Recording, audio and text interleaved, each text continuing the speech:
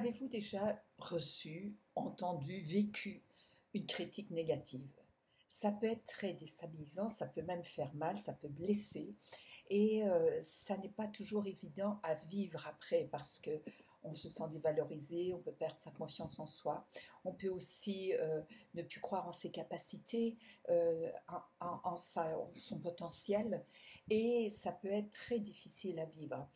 Et c'est pour ça que je vous en parle aujourd'hui parce que nous autres êtres humains, ça fait partie de nous, on en a besoin, on a une capacité de jugement. Jugement positif comme jugement négatif. Le jugement positif, ça sera oh, ce gâteau est très bon, ou il fait très beau aujourd'hui, ou j'aime ta robe. Ok, ou ce rapport est excellent. C'est un jugement, mais c'est une critique positive. Et comme je vous le disais, on en a besoin de cette capacité de juger parce que ça nous permet aussi de faire attention, de se sentir plus en sécurité. Si j'ai un jugement par rapport à l'état de la route qui me dit qu'elle est en mauvais état ou qu'il y a du verglas, ben, je vais adapter ma conduite. Si je sens que quelque chose peut être dangereux, grâce à mon jugement, je vais pouvoir avoir les gestes appropriés, mettre la sécurité nécessaire, et ainsi de suite. Donc, on a besoin de cette faculté de jugement. Ça fait partie de nous. Par contre, on a tendance à beaucoup juger de manière négative. Et j'allais dire, a priori, euh, il pleut. Forcément, vous allez dire, la journée gâchée, ou il fait encore mauvais. Alors que vous pourriez passer une excellente journée, faire d'autres choses que vous n'auriez pas fait s'il avait fait beau, passer du temps en famille, faire votre album photo, achever un rapport qui était en retard, etc. Et quand vous vous promenez dans la rue, ben, vous allez juger une personne que vous allez dans l'allure va vous déplaire, un endroit qui va vous sembler sale, une personne qui a un comportement qui vous surprend. En voiture, combien de fois nous avons des jugements sur les autres? Il roule trop vite, ou il roule pas assez vite, ou il ne sait pas conduire, ou c'est un parce qu'il a fait une mauvaise manœuvre. Donc, vous voyez, ça vient presque spontanément sans même qu'on y pense. Ça n'a pas tellement de conséquences négatives quand c'est juste nous, dans notre tête, on se dit ça, et puis que ça ne va pas plus loin.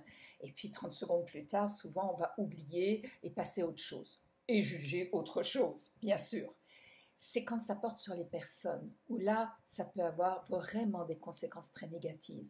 Parce que dire à quelqu'un qu'il est nul, ou qu'il n'arrivera à rien, ou qu'il n'est pas capable, c'est vraiment porter une atteinte à son identité. Vous pouvez être fâché, vous pouvez être déçu, vous pouvez trouver que quelqu'un n'a pas bien fait son travail ou n'a pas répondu à temps, etc. Mais ne parlez pas sur la personne, parlez des faits. Par exemple, j'attendais ton rapport, je ne l'ai toujours pas reçu, quand comptes-tu me le donner? Ou qu'est-ce qu'il faut pour que tu me le donnes à ce moment-là? Ou qu'est-ce qui s'est passé pour que je ne l'ai pas à temps? Si, par exemple, vous avez une personne qui n'a pas réussi un examen, comment ça se fait que tu n'as pas réussi cet examen? Qu'est-ce qui s'est passé? Est-ce que tu n'as pas assez appris? Est-ce qu'il y a quelque chose que tu n'as pas compris? Est-ce que tu as perdu tes moyens? Avant de juger. Et le problème des réseaux sociaux actuellement, c'est que dès qu'il y a quelque chose qui est annoncé, les gens vont se manifester. Un incident, une fête, un problème, tout de suite, les gens vont être sur leur téléphone ou leur tablette et vont mettre des commentaires alors qu'ils n'ont pas forcément tous les éléments pour avoir l'ensemble du contexte. Et savoir que bien souvent, les gens écrivent sous le coup de l'émotion. Et quand on écrit sous le coup de l'émotion, c'est jamais bon. De même que quand on parle sous le coup de l'émotion. Il vaut mieux prendre du recul, prendre un peu de temps pour réfléchir avant de parler et de se demander, OK, qu'est-ce que je sais exactement de la situation? Qu'est-ce qui me touche par rapport à cette situation? Qu'est-ce que je peux faire par rapport à ça? Parce que quand une critique nous touche, quand quelqu'un nous fait une remarque qui nous atteint, souvent c'est qu'il y a quelque chose chez nous qui est en lien avec cette critique. Tu n'as pas bien fait ton travail, eh bien, peut-être qu'effectivement on s'est rendu compte de manière plus ou moins consciente, je vous l'accorde, que ce travail n'avait pas été bien fait, et puis la personne, elle appuie juste sur le bouton. Et ça, c'est compliqué, c'est difficile. Mais se laisser atteindre ne va pas résoudre le problème du tout. Ça va juste nous mettre dans l'embarras ou nous mettre dans un sentiment de malaise ou de ne pas être à la hauteur, pas au niveau.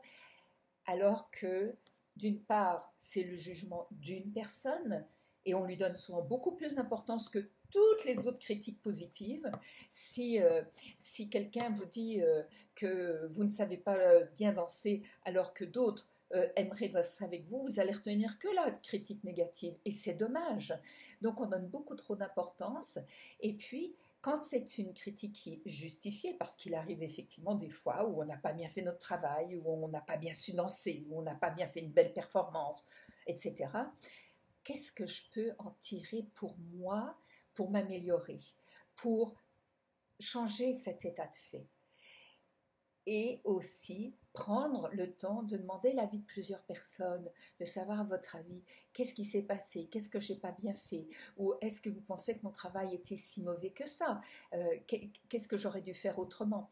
Donc vous voyez, il y a des solutions évidemment pour pouvoir réagir face à une critique négative, mais surtout, soyez attentifs, vous, de ne pas en faire trop et mal. Quand vous voulez faire une critique, pesez vos mots. Sachez ne pas attaquer la personne, mais son attitude, son comportement, les résultats de son travail ou de la tâche qu'elle avait à accomplir et pas la personne elle-même. Sur ce, je vous souhaite plein de critiques positives pour vous renforcer dans votre estime de vous et de savoir vous-même vous faire des critiques positives parce que souvent on s'auto-juge de manière très négative. Alors à bientôt, au revoir.